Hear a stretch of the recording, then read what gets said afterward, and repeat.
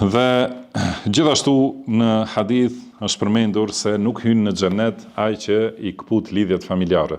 Domethënë ai i cili largohet prej familjes, nuk i gjendet familjes, nuk është në ndihmën e tyre, nuk i viziton, nuk i mban lidhjet e mira, domethënë me vizita, me dhurata, me fjalë të mira, me interesim për ta.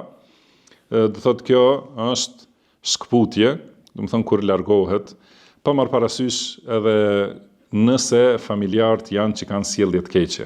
Pra, përmendëm te etika islame, se etika e islamit nuk është për shpagim.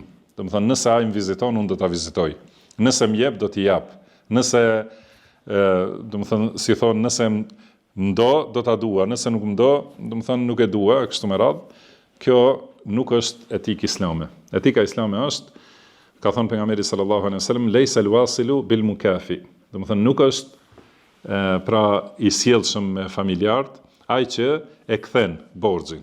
Domethënë se më ka vizitu dhe duhet ta vizitoj, por është ai që jep kur nuk i japin, edhe i viziton kur ata i largohen.